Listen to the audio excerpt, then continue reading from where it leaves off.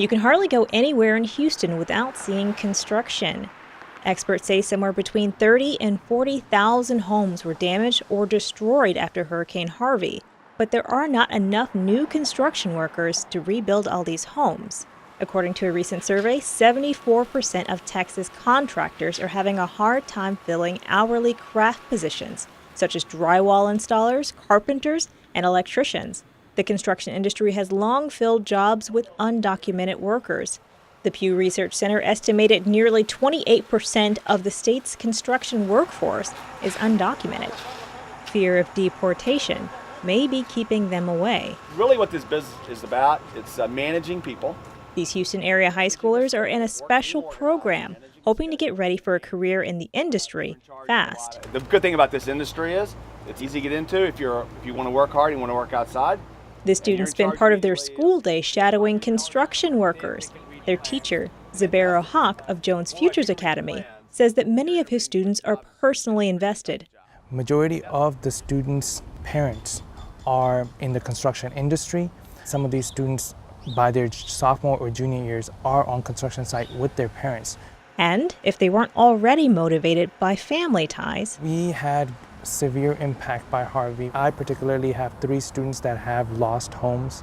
I feel that there is more drive from these particular students because they want to better their conditions. But determination alone is not enough to solve Houston's construction labor shortage. They have an unsustainable craft workforce. There's more people leaving the industry than joining it. Chuck Gremillion of the Construction Career Collaborative is trying to get more people trained. He says Hurricane Harvey has made a troubling workforce situation even worse. All this new reconstruction of homes that had been damaged by the flood and businesses that had been damaged by the flood, we were already working at full employment capacity to begin with.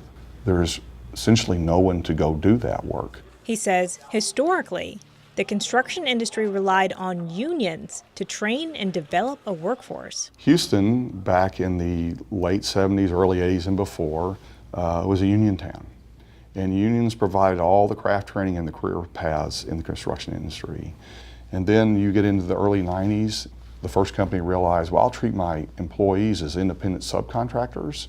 And when they did that, they cut out benefits, they cut out traditional state and federal employment taxes such as Social Security, and they instantly had a 35% labor cost advantage when they were bidding work. And so today, much of the construction industry, I would say maybe as much as 80% of the construction industry, the construction trades in Houston are non-union or merit shop.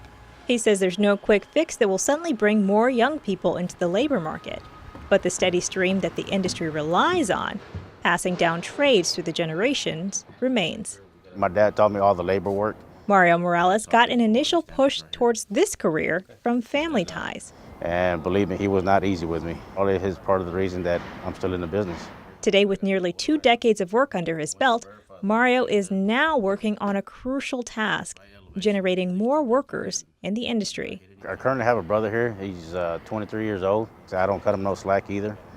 I've trained him a lot, how to read drawings, how to read specs, how to read submittals.